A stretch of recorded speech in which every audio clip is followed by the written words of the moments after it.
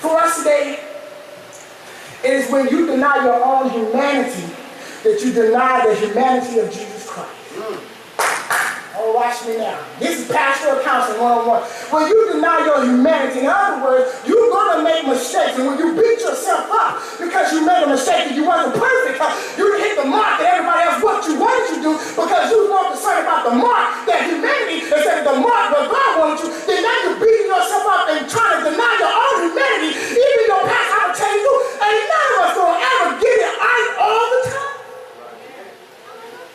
And what the devil would do is when you do like this, if you got the spirit, you'll start beating yourself up and you're like, man, I'm not worthy. And so what you're doing is denying your humanity and you're denying the humanity of Christ. Watch it, watch it. Have you ever read in the book that Jesus never expressed his anger? I will beg to differ. Have you ever seen Jesus learn from a situation and make a change? I'm talking about the Syrophoenician woman who came and said, my daughter is grievously vexed. She says, Lord, son of David, my daughter is grievously vexed with the devil. And Jesus kept on walking in. His disciples got tired and said, Lord, send her away from her. She's a Gentile. And Jesus turned and said, it is not wise to give the children's bread to the little dogs. But her faith was so strong, she said, but even the dogs eat the crumbs that fall on their master's lap. And Jesus was like, all right. He says, it's done unto you as you wish. Your daughter is healed. So Jesus, even though he was able to say, you know what? I can learn something from my environment too. And yet you feel, because you make mistakes and you don't get it right all the time, you're denying your humanity because you're just human.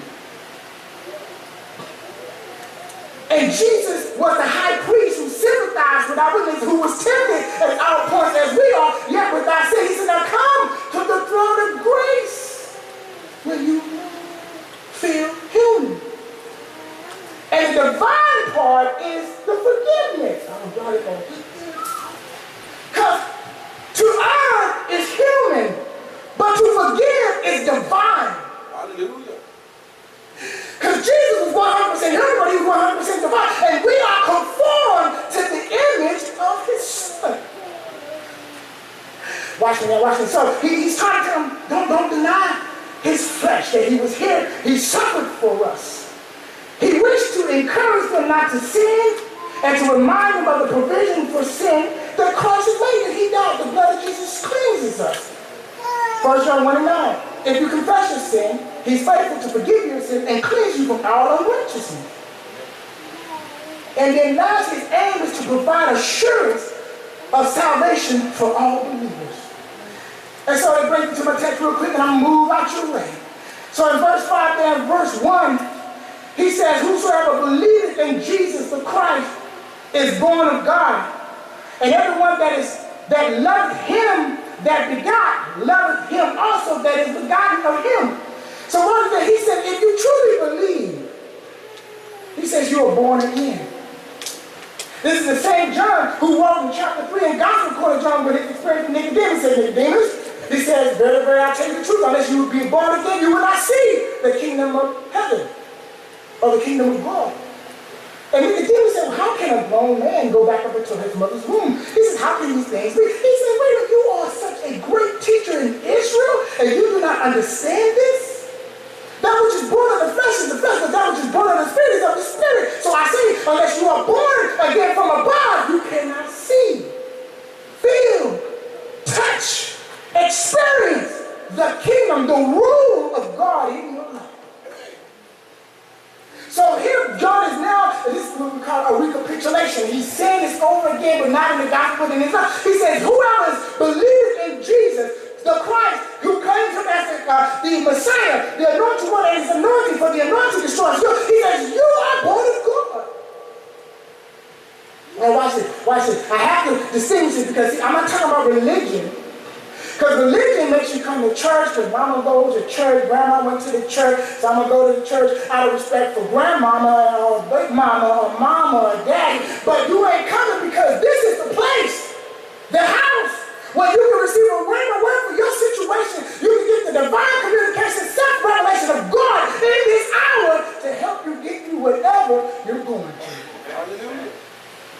When you just come because, I feel that's my debt to God. You get up and leave before the benediction. Now, of course, you got things that's different. I'm talking about those who come and they leave and they go back home and turn on the TV because they feel, I pay my debt to God, I'm done. So I'm going to go carry on with my day. You know what I'm saying? And so they put the order of worship on the times table. And so see, that's religion. And no more that's what you want to be.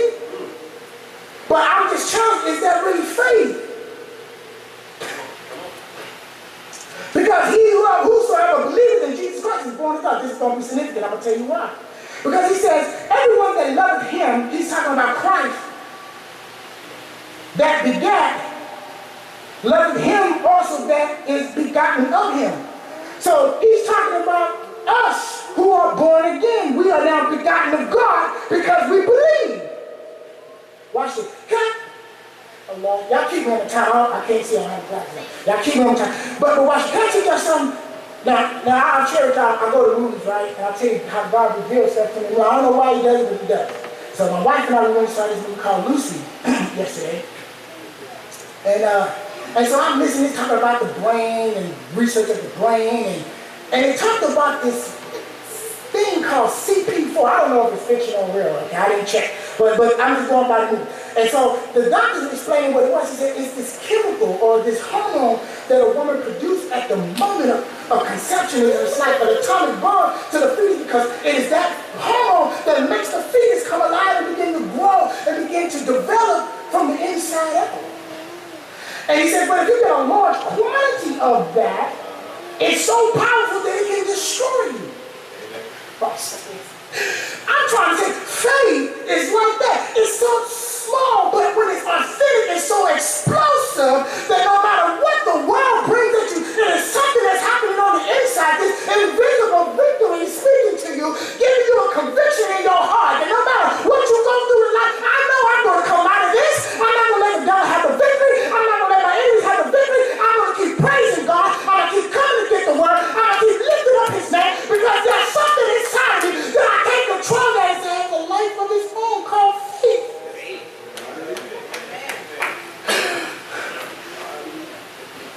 Lucy got this chemical and she changed, and all of a sudden she began to stop using only 10% of her cerebral. She started using 20%. And then next thing you know, she can see things more clearly. And then she went up to 40%. Ultimately, she went up to 100%. And what the whole point of the movie was, they was talking about how they are studying the brain to find out who God is.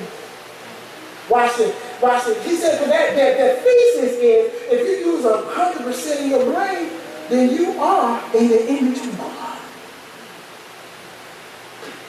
Watch this. So in the spirit realm, not just natural, but in the spirit, this is what we mean. In the spirit realm, God gives you this seed called faith that will take you from one level where you are, but you can be at a certain, right now, watch this. You can be in lock room in Samantha, in your house, in your man cave. But you can have a moment where God begins to reveal himself and you receive it in faith that you will have now beyond your man cave and you can see the whole world and God begins to show you things in the spirit that you could never get in the natural. He will show you your situation and you'll be like, oh my God, I've been freaking out over nothing. Because God said, look what I'm showing you. Do not get discouraged, beloved, because you have the invisible. I'm going to wrap it up. What time is it about that? I'm going to wrap it up. He says, verse 2, he says, by this we know that we love the children of God. When we love God and keep his commandments. So then again, the victory has something to do with love. Love. It has something to do with love. Real quick. Agape love. He says, when you get to a point on your journey, when you're no longer concerned just about me, myself, and I, when you can experience the love that's self-sacrificial, that's altruistic, as Mama Green was sharing in Bible study. In other words, you ain't thinking about receiving anything in return. You just give because the very nature of agape love is to give, not to receive. And so he says, when you can get to this place, you have victory. Watch me now. Because the only thing that the devil has to make us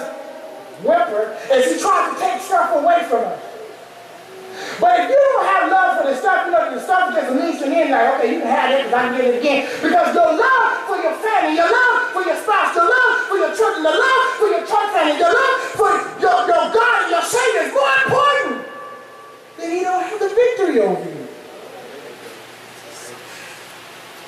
Most people think I'm crazy, but if you ever been without, and you were comfortable and content, because that's just life. When you start getting stuff, if you lose it, then okay, whatever. Because I've been without before, and I was just fine. I don't have a problem. Y'all don't understand. I don't have a problem getting on the visa bus. I used to catch it when I was a teenager, when I was Gilbert's age. Amen. When I was a Philly, I was riding the train with everybody else while I'm over here. So I don't care if they took the car, I would still praise God. Now you say, well, how you going to get out here this weekend? I bum a ride from Ministries down. I'm going to get here. But see, I will, if you actually have to go to work tomorrow and the security comes to my desk and say, okay, Joe, you driving Freemont? I'm like, yes, I am. Okay, we got to escort you. I'm like, well, you don't know the job. Okay, let's go. Like, come on, because I got to come. I need to go put in some resume. I need to go talk to some people. So let's get this over with. So I just want to take my stuff. I mean, I really can't. You let me get my stuff. And when you walk out the door, it's not going to make me die gone. Not one drop. You see what I'm saying? When you have to look up, because the most important thing to me is my wife, our children, and you. And the people at the school, the people that are part of, that's the most important thing to me. This stuff don't matter nothing. Because I know he's coming back again, and guess what? When he comes back, you can't take your stuff with you. Yeah? You ain't gonna be able to take the Xbox, okay? You ain't gonna be able to take the Xbox to heaven. So just think about where you invest your time. It ain't going. There's no big screen television in heaven for you to sit down and say, oh, I'm going to get you on Mac. I'm going to get you this. Stuff can't go with you. I don't care if you got a 2014 BMW 640i. I don't care if you got a 1999 Toyota Corolla. None of that stuff is going to go with you. Why do we invest so much stock in stuff instead of just love?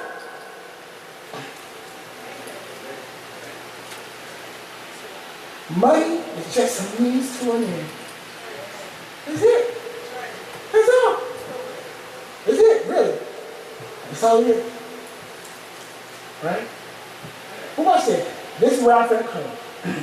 Because in verse 4, he says, whosoever is born of God overcometh the world. Watch me now. So this is why I'm going back to the belief thing. And I'm not trying to be funny about religion, because religion won't save you. But it's the belief that helps you overcome the world. Because if you're walking for God, guess what? If you're desensitized from what's going on around you, you'll miss it. But you have a world that has been created to destroy you. And if you're not mindful of what's going on around you and the people that are coming around you, if you're not mind and tuned into the spirit and seeing how the enemy works, you will be overcome by the world. Prime example, Robert Williams. One of the funniest men on earth who made millions of people laugh, killed himself because of depression. Again, God has shown us that money can't buy you happiness. Stuff can't buy you. He had money. He had a whole lot of stuff. He had a wife. I don't know if she was loving because they slept in separate beds. But he had one. And we still probably was teasing about this. Like, what money he made? Why was she going to work? Because she was at work when he did it. No, maybe there's something else going on there. I don't know. But what I'm trying to point is that we know then he didn't have what it took to overcome the world, and so the world overcame him. And so it's all about belief or faith. Watch this. So the most precious asset that you can have in your portfolio, I'm not talking about stocks and bonds, mutual funds. I'm talking about faith.